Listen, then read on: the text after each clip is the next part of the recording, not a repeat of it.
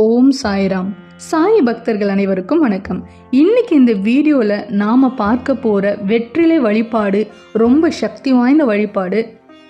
இந்த வழிபாடு பல பேருக்கு பல பிரச்சனைகளை தீர்த்து வச்சிருக்கு, பல ஆசைகளை நிறைவேற்றி கொடுத்துருக்கு. அவ்வளவு சக்தி வாய்ந்த ஒரு வழிபாடு தான் இது. பண வரவு அதிகரிக்க, கடன் பிரச்சனை தீர, பிடிச்ச வேலை கிடைக்க, திருமணம் நடக்க, குழந்தை பாக்கியம் ஏற்பட, சொந்த வீடு கட்ட, இல்லை பூமி சம்பந்தப்பட்ட பிரச்சனைகள் தீர, இப்படி எந்த ஒரு விஷயமா இருந்தாலும் சரி, இந்த வழிபாட்டு முறையை தொடர்ந்து நீங்கள் 3 வாரங்கள் செஞ்சீங்க அப்படின்னா மாற்றங்கள் அந்த 3 வாரத்துக்குள்ளேயே உங்களுக்கு தெரியும். இந்த வெற்றிலை தீப வழிபாடு ஏற்கனவே உங்களில் பல பேருக்கு தெரிஞ்சிருக்கும். ஆனால் சில குழப்பங்கள் இருக்கும். ஒவ்வொருத்தவங்க ஒவ்வொரு மாதிரி செய்வாங்க. எப்படி எதை ஃபாலோ பண்ணுறது அப்படின்ற மாதிரி உங்களுக்கு பல குழப்பங்கள் இருக்கும். ஆனால் இந்த வீடியோவில் நம்ம வீட்டில் என்ன மாதிரி ஒரு வழிபாடை நாம் இங்கே செய்கிறோமோ அதுதான் உங்ககிட்ட ஷேர் பண்ணிக்க போகிறோம். ஏன்னா அதை கடைப்பிடிக்கிறதுனால நம்மளுடைய வாழ்க்கையில் ஒரு பாசிட்டிவாக ஒரு விஷயம் நடந்திருக்கு. அப்போது அதே தான் நான் உங்ககிட்ட ஷேர் பண்ண போகிறேன். அதே மாதிரி நீங்கள் பண்ணிங்கன்னா உங்கள் வாழ்க்கையிலுமே கண்டிப்பாக நல்ல மாற்றங்கள் ஏற்படும். இந்த வழிபாட்டை செய்கிறதுக்கு நாள், கிழமை இதெல்லாம் பார்க்காதீங்க. நம்பிக்கையோடு எந்த நாளாக இருந்தாலும் சரி, எந்த கிழமையாக இருந்தாலும் சரி, நீங்கள் நம்பிக்கையோடு இந்த வழிபாடை செஞ்சால் போதுங்க. இந்த வழிபாட்டை செய்யும் பொழுது மாதவிடாய் காலமாக இருக்கக்கூடாது. பீரியட்ஸ் டைமில் இந்த வழிபாட்டு முறையை ஸ்டார்ட் பண்ணாதீங்க. இது பல பேர் எந்த ஒரு வழிபாட்டை சொல்கிறப்பையும் இதை கேட்குறீங்க. மாதவிடாய் காலங்களில் தவிர்க்கிறது ரொம்ப நல்லது. இப்போ இந்த வழிபாட்டை நீங்கள் வியாழன் அன்னைக்கு ஸ்டார்ட் பண்ண நினைக்கிறீங்க அப்படின்னா, நான் ஒரு எக்ஸாம்பிளுக்கு தான் சொல்கிறேன். நான் ஏற்கனவே சொன்ன மாதிரி நாள், கிழமை கிடையாது. ஒருவேளை நீங்கள் வியாழன் அன்னைக்கு ஸ்டார்ட் பண்ணுறீங்க, இல்லை எந்த நாளாக இருந்தாலும் சரி, காலையில் எழுந்ததுமே தலைக்கு குளிச்சுடுங்க. குளிச்சுட்டு சுத்தமாக ஆன பிறகு 11 வெற்றிலைகளை நீங்கள் எடுத்துக்கணும். 11 வெற்றிலைகளில் ஒன்று கூட கிழிசல் இல்லை ஏதாவது கிழிசல் இருக்கிற மாதிரி, புள்ளி புள்ளியாக இருக்கிற மாதிரி, பழுத்த வெற்றிலை இந்த மாதிரி இல்லாமல் ஃப்ரெஷ்ஷாக இருக்கக்கூடிய, பச்சையாக இருக்கக்கூடிய 11 வெற்றிலைகளை நீங்கள் எடுத்துக்கணும். இந்த 11 வெற்றிலைகளையுமே நீங்கள் தண்ணியால் அலசக்கூடாது. நீங்கள் அப்படி கழுவுனா அதில் இருக்கிற பவரே போயிடும். அதனால் அதை செய்யாதீங்க. அப்படியே உங்களுக்கு மனசு கேட்கல அப்படின்னா ஒரு துணி எடுத்துகிட்டு அந்த வெற்றிலைகளை நல்லா தொடச்சிடுங்க. தொடச்சிட்ட பிறகு அந்த வெற்றிலையுடைய நுனியில் மஞ்சள் குங்குமம் வைக்கணும். வச்சிட்ட பிறகு இந்த 11 வெற்றிலைகளுமே தீபாராதனை செய்கிறதுக்கு ஒரு தட்டு இருக்கும் இல்லைங்களா, அந்த வெற்றிலைகளை அப்படியே ரவுண்டாக வச்சுடுங்க. வச்சுட்டு அதுக்கு மேலே அகல் விளக்கை நீங்கள் வைக்கணும்.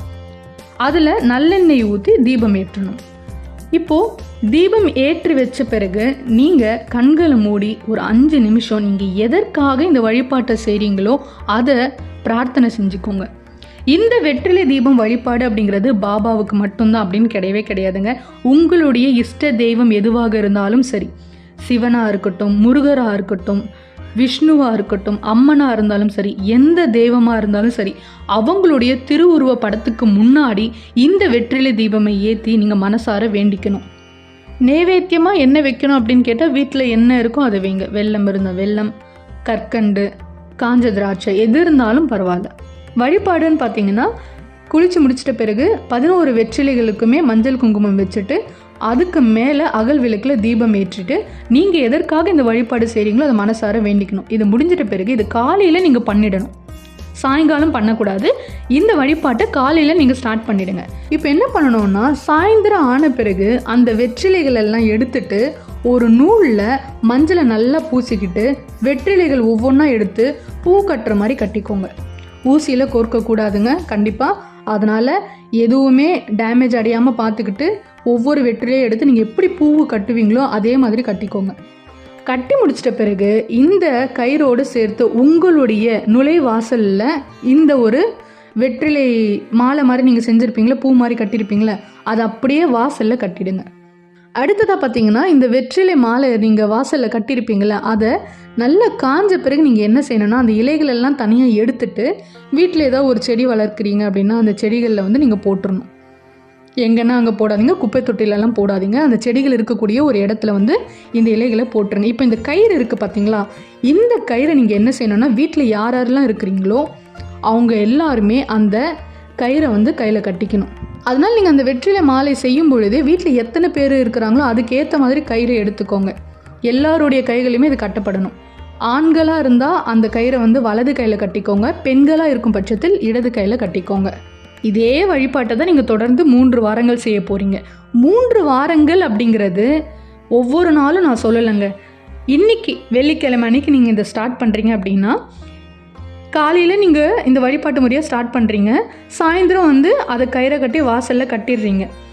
இப்போ வெயில் காலம் வேறையா, செவ்வாய் இல்லை திங்கட்கிழமைக்குள்ளே அந்த இலைகள் காஞ்சிடுது அப்படின்னா அதை உடனே எடுத்துட்டு நான் சொன்ன மாதிரி அந்த இலைகளை நீங்கள் செடிகள் கிட்ட போட்டுட்டு அந்த கயிறை எடுத்து கட்டிப்பீங்க. இப்போ திங்கள் அன்னைக்கு நீங்கள் அந்த வாசல்லேருந்து அதை எடுக்கிறீங்கன்னா, செவ்வாய் அன்னைக்கு திருப்பியும் காலையில் இதே வழிபாட்டு முறையை செய்யுங்க.